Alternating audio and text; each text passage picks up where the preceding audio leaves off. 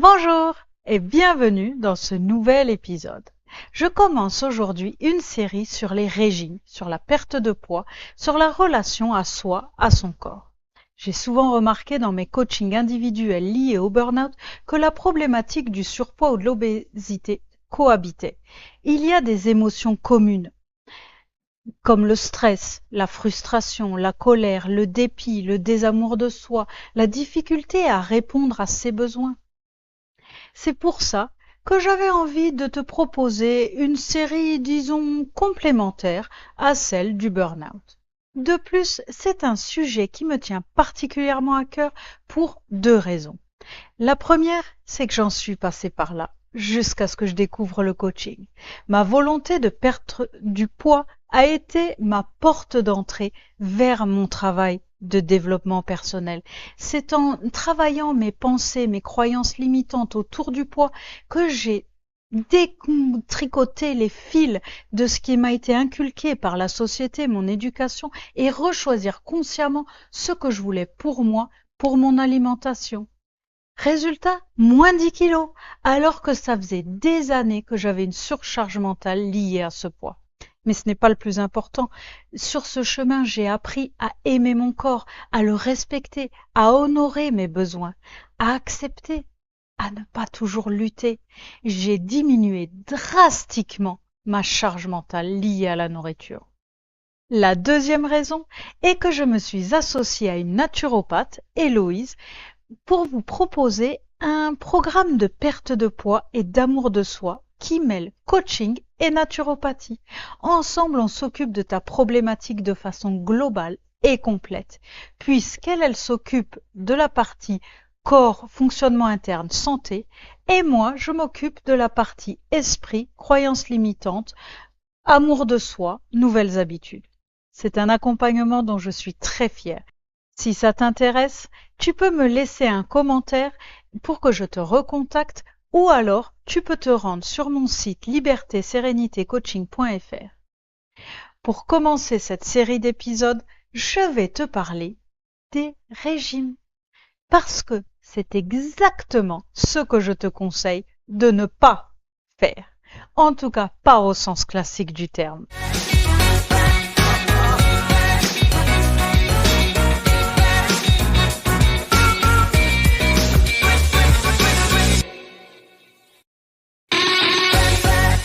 Une fois de plus, je vais m'adresser ici aux femmes. Non pas que les hommes ne soient pas concernés par la problématique, mais c'est vrai que le hasard fait que j'ai beaucoup de coachées femmes. Quand j'écris ces épisodes, je pense beaucoup à elles et à ce qu'elles m'amènent en coaching individuel. Si tu es un homme, je te laisse adapter mes paroles à toi. Ce dont je vais te parler ne concerne évidemment pas celles qui ont des problèmes de santé qui sont à l'origine de leur prise de poids. Dans ce cas, je t'invite vivement à avoir un suivi médical rigoureux avec des médecins. Ce dont je te parle, moi, c'est de nourriture émotionnelle, de nourriture doudou, de dépendance au sucre, d'alternance de périodes de régime puis de périodes de lâchage. Je m'adresse à celles qui savent ce qu'il faut faire pour mincir, mais qui n'y arrivent pas, qui n'arrivent pas à appliquer un plan alimentaire sain plus de quelques jours, quelques semaines, alors que ça marchait.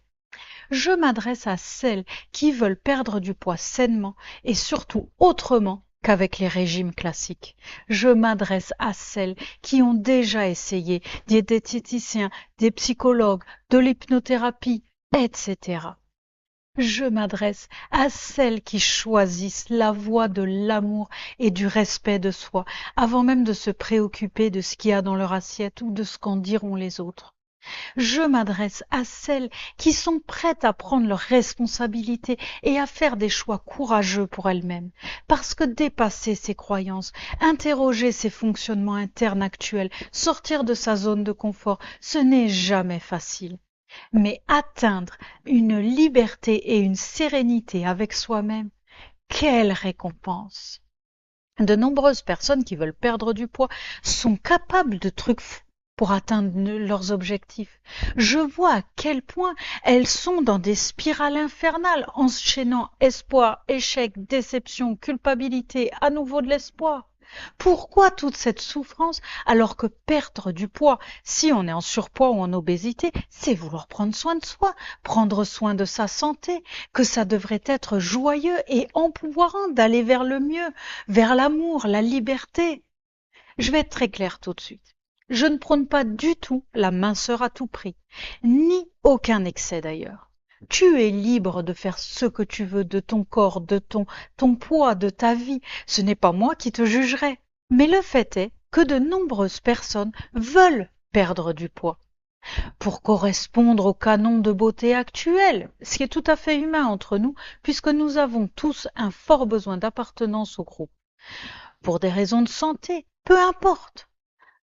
Or, nous sommes forcément influencés par une société un peu schizophrène qui prône la bonne santé mais qui nous rend malades.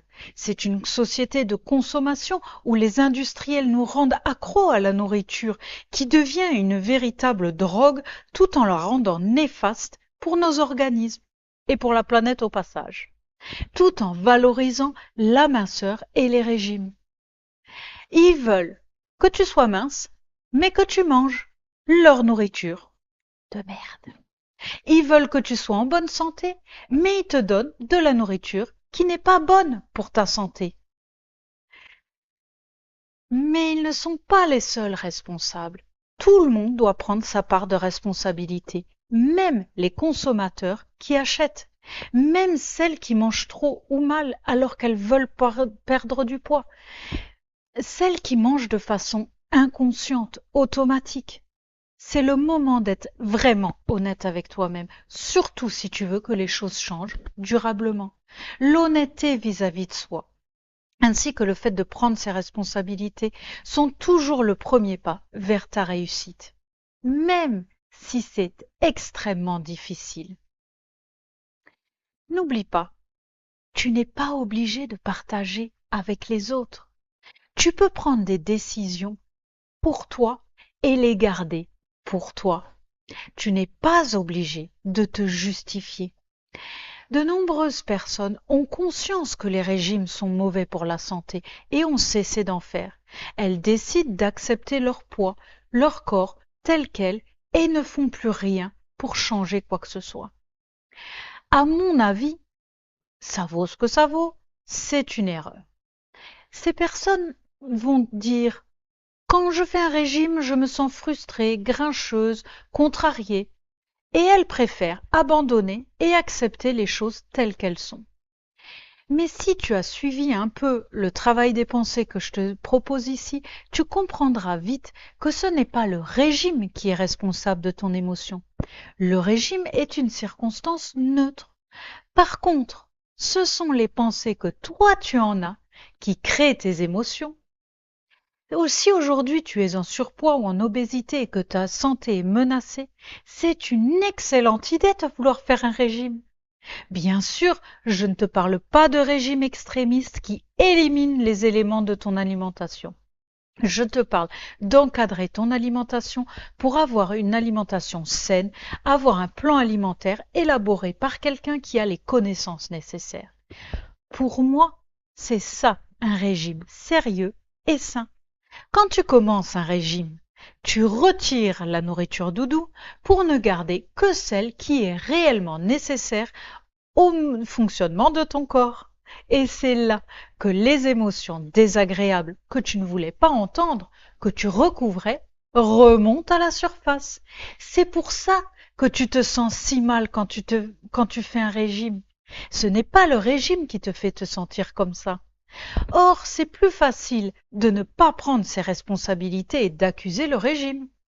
Ça évite de devoir se remettre en question, d'apporter du changement dans ses habitudes, mais en prenant tes responsabilités, en disant plutôt « Ce régime a fonctionné pour moi tant que je l'ai suivi, et j'ai repris du poids quand j'ai recommencé à manger au-delà de mes besoins réels. » Tu profites d'une occasion formidable d'écouter tes émotions qui, je te le rappelle, t'apportent un message sur tes besoins et valeurs non remplis quand elles sont désagréables.